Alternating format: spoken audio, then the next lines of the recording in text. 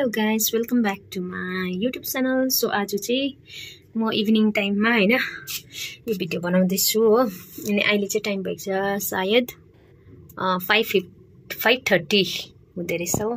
अनि अहिले चाहिँ रुममा यहाँ म एक्लै छु नि त। यहाँनिर पिपीहरू चाहिँ सबैजना ड्युटी जानुभएको छ नि त हो। अनि चाहिँ म चाहिँ अहिले एक्लै छु हो।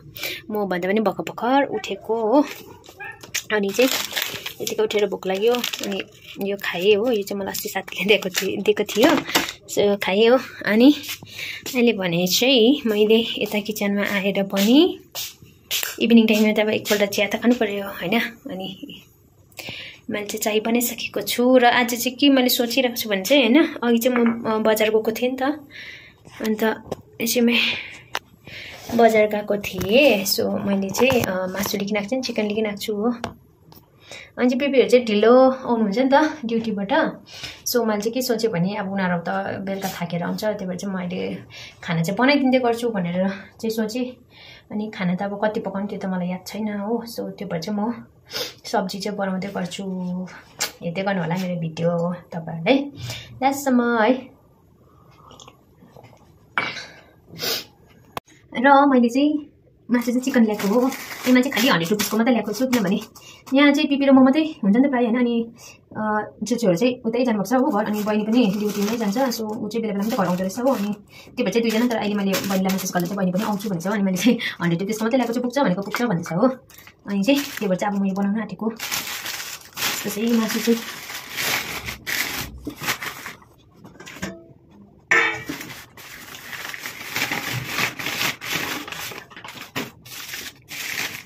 मासु भने चाहिँ यहाँ रहेछ हो। खानु पऱ्यो, पुरो ब्लडी कट लागेछ।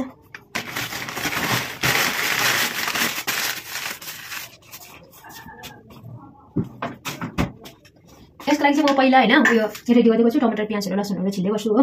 अनि चाहिँ म तपाईँलाई पकाएको देखाउँछु है। यहाँ रहेछ लसुन चाहिँ, अनि टमाटर पनि रहेछ। यहाँनिर चाहिँ टमाटर, यहाँ रहेछ टमाटर हो। अनि चाहिँ मैले के ल्याउनु पऱ्यो, प्याज एकछिन ल। र हैन मैले चाहिँ यहाँनिर बोल्दा बोल्दा चुचु पिपी भन्दैछु नि त हो। अनि चुचु पिपी चाहिँ कसलाई भन्छ भन्दा चाहिँ खालिङ राईबाट चाहिँ बाजे बोजूलाई भन्छ हो। सो म चाहिँ चुचु पिपी भन्छु है। हुनुहुन्छ म चाहिँ सुब्बा हो हैन। अनि यहाँनिर चाहिँ राई हुनुहुन्छ नि त। सो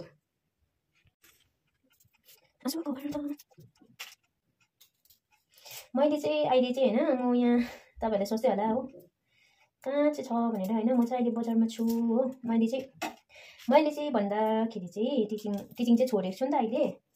अब मलाई चाहिँ टिचिङ गर्दा गर्दा अलिक वक्कै लाग्यो हो। अनि त्यो भएर चाहिँ छोडेर चाहिँ 1-2 महिना ब्रेक लिएको। गर्नु त गर्छु तर अलिक बादमा गर्छु हो। अनि त्यो भएर चाहिँ म अहिले चाहिँ एकदम घुमी हुँदैछ मेरो जिन्दगी चाहिँ हो। यस्तो चल्दैछ है मेरो चाहिँ साथीहरू। तर घुमी भन्दा पनि अब यता त त्यही त हो, पानी पर्छ, जाडो हुन्छ। जाडो भएपछि कहीँ जानु मन लाग्दैन हो, त्यस्तो हुन्छ। अनि चाहिँ आधी हाफ गरिदिनु पऱ्यो। यो डर लाग्यो यो छुरी चलाउनु पनि गर्न परेर घरको छुरी र यहाँ अर्कोमा छुरीमा अप्ठ्यारो हुँदो रहेछ। यो हाफलाई चाहिँ यहाँ राखिदिन्छु हो। पिपीहरू चाहिँ ढिलो आउनुहुन्छ नि त उनीहरूको ड्युटीबाट चाहिँ हो। अनि यहाँ अर्को भाइ पनि आउँदो रहेछ बेला बेला चाहिँ। तर ऊ चाहिँ बेला बेला मात्रै आउँछ भन्दै थियो। तर हिजो बेलुका चाहिँ आएको थियो हो त्यो भाइ पनि। अनि आज चाहिँ याद भएन आउँछ कि आउँदैन हो।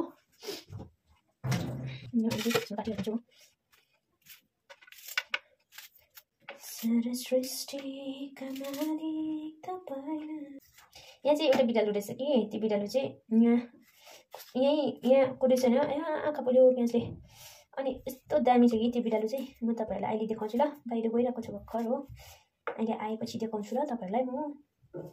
मजाको छ, मलाई त त्यसै त बिरालोहरू पुरा मनपर्छ हो। अनि दिनभरि मेरो पार्टनरै त्यही हो, बिरालो नै हो। एकछिन बिरालोलाई चलाउँछु हो, बिरालोसँग खेल्छु। तर मेरो अस्ति हातमा कोतारिदियो नि हौ बिरालोले। त्यस्तो हुँदा म चाहिँ फेरि चल्नु जान्दिनँ नि त है। आँखा पोलेर मात्रै। लसुन पनि ज्यादा हाल्नु हुँदैन हो। एउटा दुइटा केमा चाहिँ पिन्छ यो लसुनलाई चाहिँ अलिक याद भएन मलाई। ल देख्नुभयो यही है बिरालो चाहिँ बाहिर छिङ गर्दै रहेछ। मैले आइज भनेको थिएँ कि आयो। के खाने, दुध खान्छ सानीहरू छ खाने आइज तर यसले चाहिँ यस्तो भन्दै थियो होइन, ए देख्यो यस्तो गरेर यादै गर्दैन यसले, खाना पनि खाँदैन अरे हो, खै खानु चाहिँ के खान्छ यादै भएन, दुध हालिदिएको। ओइ आइज आइज आइज न अन्त यता आइज, नआउने, ओइ कत्रो ठुलो छ, नआउने हो, जा ल, by by by by by by by by by by by by. मैले मासुलाई पनि धोइरहेको छु, मासुले सफा गरेँ, अब चाहिँ यसलाई हल्का फ्राई गर्नुपर्छ, अनि चाहिँ पकाउँछु म, मेरिनेट नगरी चाहिँ सिधै फ्राई गर्छु हो, अनि मात्रै पकाउँछु भने चाहिँ मैले भर्खर फ्राई गर्दैछु, भर्खर स्टार्ट गरेको हो, हुँदैछ बिस्तारै बिस्तारै, यहाँ चाहिँ गर्नु बाँकी छ हो, अहिले गरिसकेर चाहिँ तपाईँहरूलाई देखाउँछु ल म चाहिँ यहाँनिर फाइनली होइन फ्राई गरिसकेँ हो। अब चाहिँ म पकाउन आँटेको हेर्दै भन्दा म चाहिँ एकदम सिम्पल बनाउने हो, यहाँनिर चाहिँ टमाटर प्याज लसुन मात्रै लगाउनुको लागि चाहिँ यहाँ रेडी गरिरहेको छु। अब चाहिँ पकाउन स्टार्ट गरेको, यो अलिक डर पुरा उयो भयो, अलिक तेल हल्का सेलाउनु पऱ्यो, ज्यादा उयो पनि यो मैले फ्राई गरेको थिएँ नि त, अनि त्यो भएर चाहिँ ज्यादा खारियो तेल, यो यति फ्राई गर्नु चाहिँ पुरा टाइम लाग्यो, किनभने मैले तेल कम्ती हालेको थिएँ नि त हो, अनि त्यो भएर चाहिँ पुरा टाइम लाग्यो। अब चाहिँ पकाउँछु म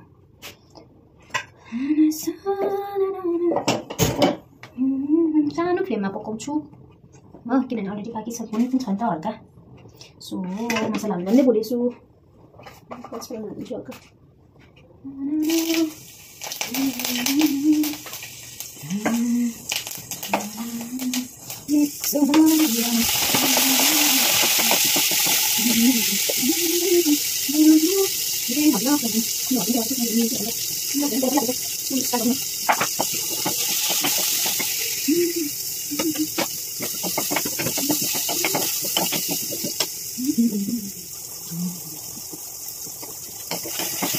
यो चाहिँ मैले टमाटर र प्याज र लसुनलाई चाहिँ हो हल्का खराउँदैछु। अब चाहिँ यो माथिबाट हल्का मसला हुन्छ हो, चाहिँ एकदम सिम्पल बनाउँछु नि त, एकछिन खाइँदै गर्छु मजाले। यहाँ चाहिँ अहिले भने चाहिँ मैले चिकन पनि लगाइसकेँ हो,